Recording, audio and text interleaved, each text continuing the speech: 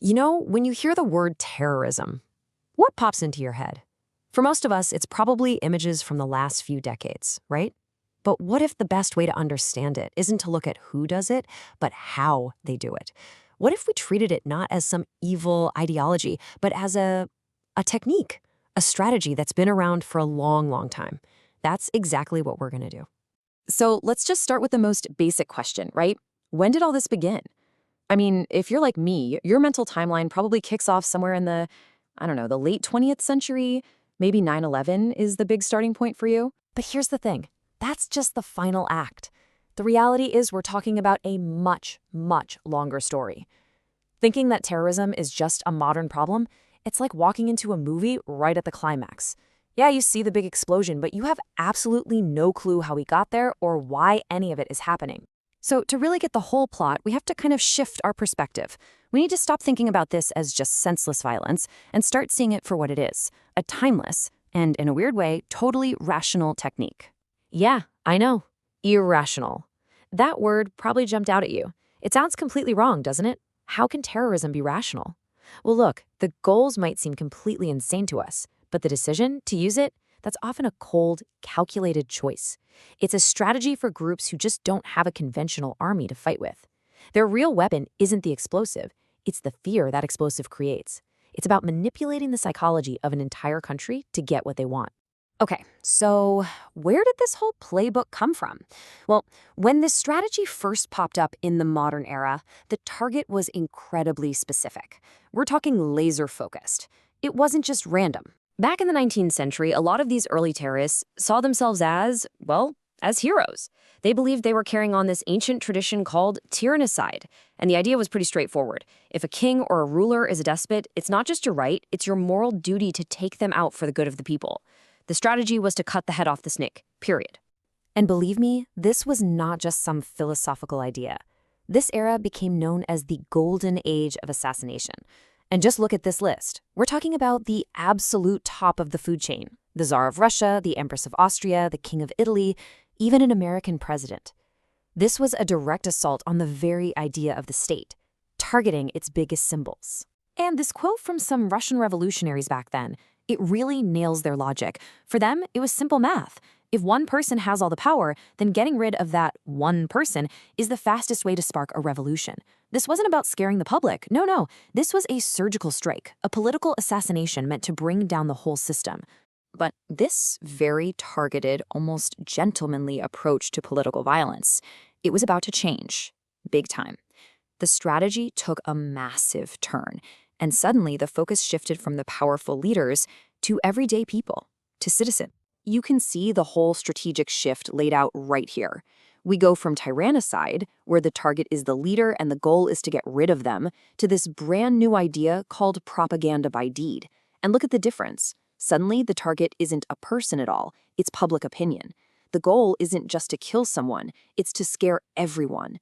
The violence itself becomes the message. So, why? Why the big change? Well, it was kind of a perfect storm of three huge historical forces. First, democracy was on the rise. And in a democracy, every citizen is a little piece of the state, right? So they become a target. Second, you have the explosion of mass media. We're talking newspapers. Now a small attack in Paris could be on the front page in London the next day, amplifying the fear. And third, cities were getting bigger. Urbanization meant tons of people packed into small areas, creating easy targets for a terrifying new invention, dynamite. And all of this led to what we can basically call the anarchist playbook. It's a simple four-step plan. Step 1, do something shocking, something violent against civilians. Step 2, let the newspapers go crazy with it, spreading the fear far and wide. Step 3, show everybody that the government is weak, that it can't protect you. And the end game, step 4, weaken the state until it just crumbles and hopefully inspire a popular revolution. Okay, let's fast forward a bit. We're jumping into our lifetime now, where this strategy takes another huge leap forward. With the rise of global jihadist groups like Al-Qaeda and ISIS, the playbook gets a major update, but their end goals were actually really, really different. And this is super important. Even though we lump them together sometimes, their strategic thinking was worlds apart. This isn't one big scary movement. It's really a story of competing strategies. This slide really breaks it down. On one side, you have al-Qaeda. Theirs was a strategy of chaos. Think 9/11. The goal was to launch these spectacular, symbolic attacks to provoke Western and Middle Eastern governments into collapsing. ISIS, on the other hand, totally different ballgame. Theirs was a strategy of state building. They wanted to capture territory, create a caliphate, and then expand. So they used terror, sure, but they also used conventional warfare. They ran schools, they collected taxes. One group wanted to tear everything down, the other wanted to build their own twisted version of a state. And this brings us to a really interesting paradox with al-Qaeda. I mean, tactically, 9/11 was a huge, horrifying success. It accomplished exactly what it was designed to do in that moment. But strategically, it was a total failure. They never achieved their big picture goal. Not a single government fell because of their actions, and they never got close to establishing a state. ISIS, though, was playing a different game entirely. They used what you could call a total strategy. Terrorism was just one tool in their toolbox. They also fought like an army, used guerrilla tactics, and this is the key part, they actually governed. They managed education, social programs, the economy, all the things a state does. This made them a fundamentally different, and for a while, a much more dangerous kind of enemy. Okay, so we've gone from assassinating czars to building quasi-states. This whole wild history brings us to what might be the single most important idea for understanding terrorism today. It's something called the paradox of strategy. Because when you look back at all these different groups, all these different tactics over 150 years, one lesson just screams out at you. And it's a little counterintuitive. It's not really about them. It's about us. This quote really just lays it all out there. As targets of terrorism, one's main enemy is oneself. Wow. Just let that sink in for a minute. What it's saying is that the real power of a terrorist attack doesn't belong to the attacker.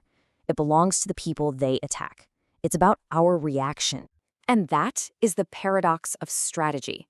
The success of a terrorist act isn't measured by how many people were hurt or what was destroyed. No, it's measured by the fallout, by the consequences it creates in our society. Did we panic? Did we start fighting with each other? Did we change who we are out of fear? That's the real scoreboard. And here's the perfect real-world example. If a society gets attacked and its response is to throw away its own principles, sacrificing freedoms and civil liberties for a feeling of security, then the terrorists have just scored a massive victory. They didn't even have to do anything else. They baited us, and we did the damage to ourselves. So if you take away only one thing from this whole explainer, let it be this. The target's reaction is what decides if terrorism works. The power, ultimately, is in our hands, not theirs. Which, of course, leaves us with a really tough, really important question. If the whole point of the strategy is to make us overreact, then what is the right way to respond? How do you stay strong without becoming what you're fighting against? And that, well, that's the challenge this history leaves for all of us to think about.